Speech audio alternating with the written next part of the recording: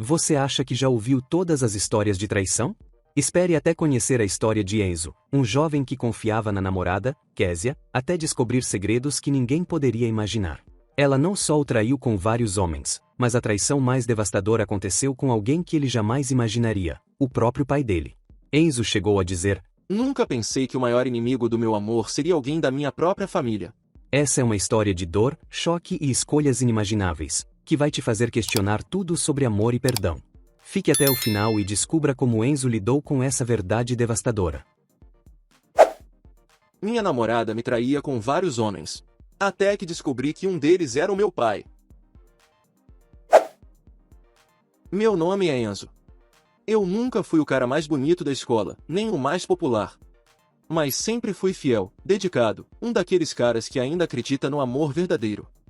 Quando conheci a Késia, parecia que o universo finalmente tinha olhado para mim com carinho. Késia era o tipo de mulher que fazia os outros pararem o que estavam fazendo só para observá-la. O sorriso dela tinha aquele poder de acalmar ou enlouquecer, dependendo da intenção. E, por algum motivo que eu nunca entendi direito, ela me escolheu. Logo eu. No começo, tudo parecia perfeito. Era como se estivéssemos vivendo dentro de um filme romântico. Ela era intensa, carinhosa, presente. Me ligava de madrugada só para dizer que me amava, fazia planos de casamento, falava em filhos, viagens, até em tatuagens combinando. Eu mergulhei de cabeça, achando que estava vivendo o relacionamento da minha vida. Mas aos poucos, pequenas rachaduras começaram a surgir. Ela começou a sumir por horas sem explicar direito. Dizia que estava com amigas, mas nunca tirava fotos, nunca mandava mensagem enquanto estava com elas. Quando eu perguntava, ela se irritava, dizia que eu era controlador, ciumento demais. Eu, inseguro, me culpava.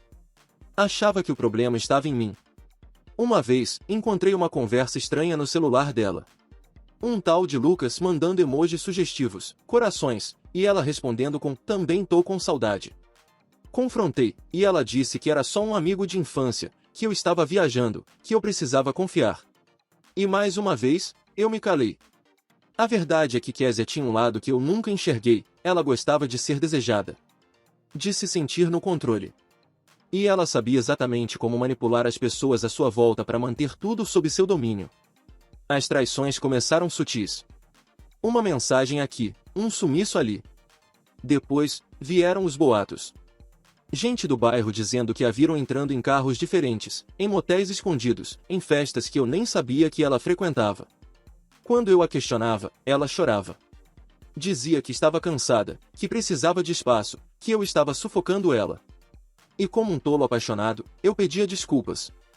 Mas o que eu não sabia era que o pior ainda estava por vir. Com o tempo, minha intuição gritava, mas meu coração pedia silêncio. Késia sabia como me desmontar.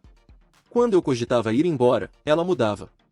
Voltava a ser a mulher doce do início, preparava minha comida preferida, me surpreendia com presentes, me olhava nos olhos como quem jurava fidelidade sem dizer uma só palavra. E eu, carente daquela atenção, me iludia mais uma vez. Mas a verdade tem um jeito cruel de sair, e com Késia, ela veio em camadas. Primeiro, descobri que ela saía com um personal trainer da academia onde dizia fazer aulas. O nome dele era Rafael, um cara musculoso, cheio de tatuagens, que vivia postando fotos misteriosas com frases sobre relacionamentos sem rótulos. Depois veio o motorista de aplicativo. Um tal de Gustavo. Ela dizia que pegava carona com ele às vezes porque estava cansada, mas o histórico de mensagens entre os dois contava outra história. Tinha troca de elogios, encontros marcados, até prints de transferências com descrições sugestivas. O terceiro era um empresário da cidade vizinha. Um homem casado, com filhos, que a conheceu numa feira de moda. Descobri através de um amigo em comum que os dois tinham sido vistos juntos, aos beijos, em um restaurante isolado. Quando a confrontei, ela simplesmente disse, "Não é o que parece." Meu mundo começou a desmoronar. Comecei a questionar tudo, os nossos momentos juntos, os planos, as promessas. Era tudo real ou só uma encenação bem feita? Mas apesar de tudo, eu não conseguia odiá-la. Parte de mim ainda acreditava que ela podia mudar, que aquilo era uma fase, que talvez eu não estivesse sendo suficiente. Era um pensamento doentio, eu sei. Mas é difícil desligar o sentimento quando o coração ainda pulsa por alguém. Foi nessa época que comecei a me afastar. Passei a trabalhar mais, cheguei a dormir alguns dias na casa de um amigo para clarear a mente. Mas mesmo assim, ela me procurava, dizia que me amava, que tudo aquilo era exagero, que os outros estavam inventando histórias. E com cada lágrima dela, eu me dobrava de novo. Até que, um dia, veio o golpe final. Era um sábado à tarde. Eu tinha dito a Kézia que ia trabalhar até mais tarde, mas um compromisso foi cancelado e resolvi voltar para casa. Não avisei. Só queria descansar, talvez surpreendê-la com uma pizza e um filme como nos velhos tempos. Estacionei o carro na rua de casa e percebi que havia outro veículo na garagem, um que eu nunca tinha visto. Senti um aperto no peito, uma mistura de ansiedade com raiva contida. A porta da frente estava entreaberta, o que era estranho. Sempre fomos cuidadosos com segurança. Ao entrar, ouvi vozes vindas do quarto. Uma delas era a dela. A outra era familiar demais. Eu andei em silêncio até o corredor, o coração batendo tão forte que parecia querer sair pela boca. Quando empurrei a porta devagar, vi algo que jamais imaginei, mesmo em meus pesadelos mais insanos. Era meu pai. Severino. Ele e Kézia estavam ali, como se o mundo lá fora não existisse. Quando perceberam minha presença, tudo congelou. O olhar de Kézia foi de puro terror. O do meu pai foi de culpa misturada com um tipo de desafio silencioso. Como se ele já esperasse que isso acontecesse algum dia. Eu não consegui falar nada. Minha mente gritava, mas minha boca não respondia. Vi minha história ruir ali, diante da cama onde eu sonhava com uma família. Meu pai, o homem que me ensinou a dar valor à palavra respeito, estava ali com a mulher que eu pensava em pedir em casamento. Eles tentaram se justificar, balbuciaram desculpas confusas. Kézia chorava, dizendo que estava confusa, que se sentia sozinha, que tudo começou como um desabafo e foi evoluindo. Meu pai, ele simplesmente dizia que não queria que acontecesse, mas foi inevitável. Inacreditável. Saí de casa com as pernas bombas, com a alma em pedaços. Me tranquei na casa de um amigo e chorei por horas. Não pela traição em si, mas pela dimensão dela. Eu não tinha sido traído apenas por uma mulher. Fui traído por dois dos pilares da minha vida, o amor e a família. Os dias seguintes foram um borrão de mensagens não respondidas, ligações ignoradas e um silêncio gritante dentro de mim. Severino tentou me encontrar, mas eu o evitei. Kézia, por outro lado, enviava áudios, textos longos, fotos antigas nossas, e até uma carta escrita à mão dizendo que me amava, que tudo tinha sido um erro, um momento de fraqueza, que ela estava destruída por dentro. Mas como alguém destruído por dentro pode causar tanto estrago nos outros? Foi minha mãe quem descobriu a verdade completa. Ela sempre desconfiou do jeito como Kézia olhava para meu pai, um tipo de admiração exagerada, disfarçada de respeito. Um dia, enquanto limpava a estante do escritório, ela encontrou uma troca de cartas guardadas em uma pasta que Severino costumava deixar ali. As cartas eram antigas, algumas com mais de um ano. E o conteúdo delas era explícito bastante para não restar dúvidas. Kézia e Severino tinham um caso há muito mais tempo do que eu imaginava. Eles se encontravam quando eu viajava, ou quando meu pai ia pescar sozinho. As desculpas batiam. As datas também. A traição não foi um desvio recente. Foi uma escolha sustentada por mentiras durante mais de um ano. Minha mãe ficou arrasada. A dor dela foi até maior que a minha. Ela havia sido traída como mulher e como mãe. A casa dos meus pais virou um campo minado de mágoas, silêncio e olhares evitados. Foi nesse cenário que Kézia apareceu de surpresa onde eu estava. Ela estava abatida, magra, com o rosto pálido e as olheiras profundas. Chorou, se ajoelhou, disse que me amava mais do que qualquer coisa, e que tudo com meu pai tinha sido um vazio tentando preencher outro. Que se eu ainda a quisesse, ela largaria tudo. Que me escolheria 1000 vezes se eu desse uma chance. E por mais que tudo em mim gritasse, foge, eu hesitei. Não porque acreditava nela, mas porque ainda havia algo em mim, algo infantil, carente, ferido, que queria encontrar sentido no caos. Foi aí que eu disse a ela, se você quiser mesmo ficar comigo, então fique. Mas não me prometa fidelidade. Apenas seja honesta. Ela não entendeu de imediato. Mas ali começava um novo tipo de relacionamento, um tipo que nenhum de nós estava preparado para viver. Depois daquela conversa, Kézia voltou a viver comigo. Sim, eu aceitei. Talvez por fraqueza. Talvez por carência. Talvez porque minha vida já estava tão quebrada que eu não sabia mais onde começava meu orgulho e onde terminava o desespero. Mas impus uma única condição: verdade. Ela não precisava mentir mais. Eu não queria ser enganado novamente. Se ela quisesse sair com alguém, que dissesse. Se não me amava de verdade, que deixasse claro. Eu preferia lidar com uma verdade dolorosa do que com uma ilusão confortável. E foi assim que nossa nova fase começou. Késia tentou por algumas semanas ser só minha. Ela cozinhava, me tratava com carinho, postava fotos nossas como se nada tivesse acontecido. Mas bastava um final de semana sozinha para ela sumir por horas, depois voltar com um perfume diferente, com o olhar perdido e uma expressão de culpa que nem ela conseguia disfarçar. Uma noite, encarei-a com firmeza e perguntei: "Você ainda vê outros?" Ela baixou a cabeça, respirou fundo e respondeu com os olhos marejados: "Sim, mas eu volto sempre para você. Porque é você que eu amo, Enzo." Eu deveria ter sentido raiva. Mas só senti vazio. Pensei em minha infância, em como minha mãe dizia que o amor era paciente, que o perdão era divino. Mas ela nunca me contou o que fazer quando o perdão se torna hábito. Quando o amor vira desculpa para permanecer num relacionamento doentio. Késia começou a me contar sobre os encontros. Às vezes eu nem perguntava, mas ela contava. Detalhes. Nomes. Motivos. E toda vez ela finalizava com a mesma frase: "Mas é você que eu amo." E eu, como um tolo, acreditava. Talvez porque o amor, quando se mistura com dor, vira um vício. E como todo vício, é difícil largar. Meu pai sumiu do mapa. Depois que minha mãe o expulsou de casa, ele foi morar em outro estado. Nunca mais quis falar comigo. Nem eu com ele. A história que começou com promessas de amor virou um retrato fiel de como a traição não destrói apenas relacionamentos. Ela dilacera famílias, mata o respeito e enterra a confiança em um lugar onde nem a saudade ousa cavar. Mas o mais bizarro ainda estava por vir.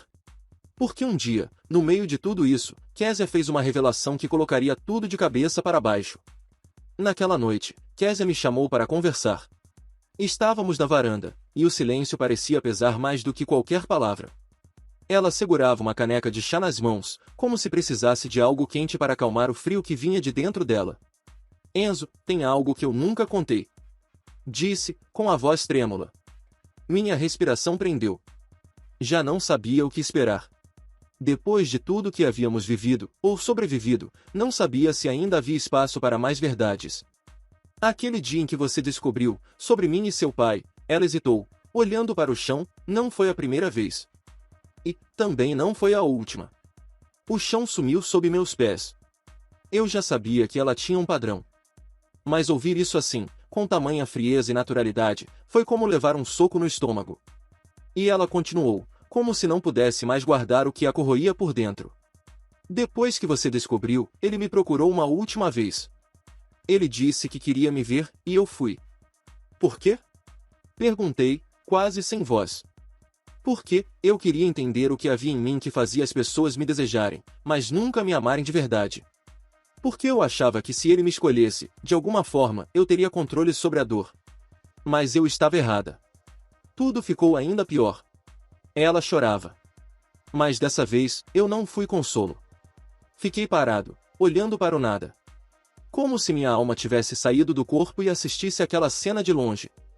Késia confessou que, após o reencontro com meu pai, sentiu tanta vergonha que pensou em ir embora. Fugir de tudo.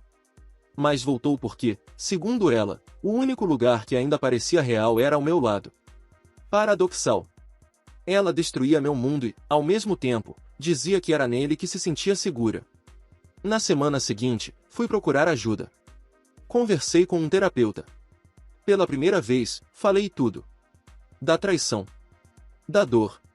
Da confusão. Da aceitação absurda de algo que deveria ser inaceitável. E ele me disse algo que nunca esqueci. "Enzo, às vezes, amamos tanto alguém que esquecemos de nos amar. Você não precisa provar que é forte suportando o insuportável. Amar também é saber ir embora." Essas palavras ficaram em mim.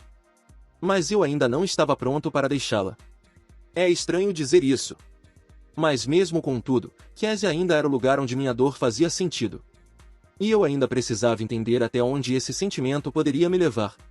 Com o tempo, Comecei a perceber que viver com Kézia era como estar num quarto escuro, onde às vezes alguém acendia um fósforo, dava um pouco de luz, esperança, mas logo apagava, me deixando ainda mais perdido. Ela continuava saindo com outros. Agora não escondia.